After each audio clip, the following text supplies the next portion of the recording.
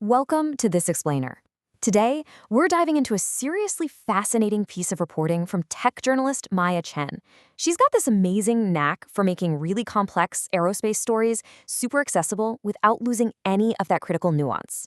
Her latest analysis, it's all about the high-stakes reality of the SpaceX V3 Starlink launch. In this explainer, we're going to see exactly how aerospace engineers balance world-changing ambition with, well, the pretty unforgiving laws of physics. Let's get right into it. So we're starting off with this grounding truth straight from Chen's report. Space is unforgiving, and every launch is a high-stakes endeavor. I wanted to put this right up front because it sets the dramatic stakes before we even look at the launch itself. You know, when we're talking about consumer tech, a failure usually just means an app crashes. But when we're talking about space exploration and satellite deployment, the margins for error are basically zero. This quote perfectly frames the exact mindset we need as we unpack what happened with this V3 launch. All right, Section 1, the V3 Starlink vision, bridging the divide.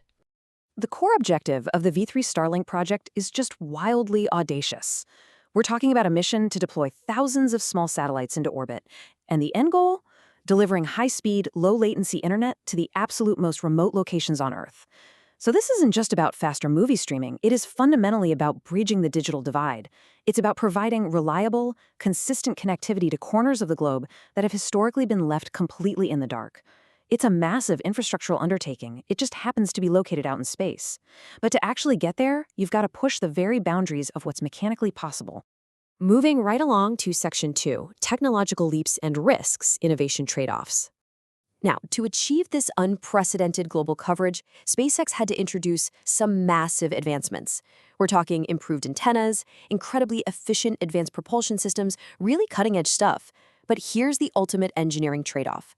These exact same massive leaps forward inherently introduce entirely new complexities, and of course, new potential points of failure. They really highlight the fragility of using tech that's barely even left the testing phase. You just can't have that massive leap forward without accepting the newly introduced risks that come with it. And it's this delicate balance between innovation and fragility that brings us right to the heart of Maya Chen's report. Which brings us to Section 3, the booster conundrum, a stark reminder. So right amidst all the excitement of the V3 launch, there was a critical issue, a booster malfunction. Despite exhaustive simulations and meticulous, obsessive planning, a glitch still happened. And honestly, this serves as a pretty violent reminder of just how fragile cutting-edge technology truly is. When you are launching a rocket into orbit, even a microscopic anomaly can lead to massive, mission-altering consequences, which naturally begs a huge operational question. Here is Section 4, Managing Launch Anomalies, the three-step protocol. So how exactly does a space program recover from a setback of this magnitude and turn a mechanical failure into an operational masterclass? Well, engineers rely on a very strict three-step protocol. Step 1 happens way before liftoff. That's launch preparation, doing extensive checks and simulations to somehow predict the unpredictable. But as we literally just saw, unexpected variables still pop up. And that triggers Step 2, handling in-flight anomalies through hypervigilant real-time monitoring to detect and manage issues the very second they happen. Then we get to Step 3, which is arguably the most important of all, post-failure analysis.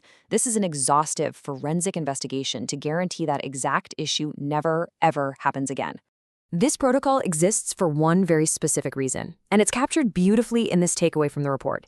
Each failure is a learning opportunity. By strictly sticking to that three-step process we just looked at, these aerospace teams make sure that a booster failure isn't just viewed as some insurmountable dead end. Instead, it's actively treated as a mandatory stepping stone. By obsessively analyzing what went wrong, they build far more robust systems. They're literally engineering greater reliability straight out of the ashes of a failure. Let's zoom back out a bit for Section 5, the future horizon, expanding the network. Now, what is truly staggering here is the sheer scale. Over 1,000. Think about that for a second. Despite the recent hiccup with the V3 launch, there are over 1,000 Starlink satellites successfully operating in orbit right now. It's an absolutely massive number, and it really proves that the foundational network remains incredibly robust. This mission is actively happening right above our heads 24/7. Because of that super strong foundation, SpaceX definitely isn't slowing down. As the report outlines, future launches have three main directives. First up, aggressively increasing network capacity to handle way more data. Second, expanding global coverage to reach even more of those remote corners of the world we talked about earlier. And third, they're going to keep iterating on safety and success protocols, relying on all the lessons learned from anomalies like that V3 booster failure. It's just this constant, ongoing tightrope walk between managing extreme risks and, ultimately, reaping massive global rewards. And honestly, the drive to innovate remains completely undeterred. As Chen's report so eloquently wraps up, the sky is not the limit, it's just the beginning. The skies certainly present some massive physical obstacles, for sure, as we've clearly seen today, but the overarching belief here is that the endless opportunities of a fully connected world, a world without a digital divide, far outweigh the inevitable physical setbacks that are absolutely going to happen along the way. Which leaves us with this final, provocative thought to take away from our explainer today. We are standing right on the precipice of a totally new digital era, and it's being driven by incredibly complex, frankly, fragile technology. So as Starlink continues to redefine global access, how much catastrophic risk are we as a society actually willing to accept in the pursuit of absolute global connectivity? It's a huge question of risk versus reward, and it's one that's going to define the next decade of space exploration. Thanks so much for joining me as we unpack these fascinating insights, and remember to keep questioning the technology that's shaping our future.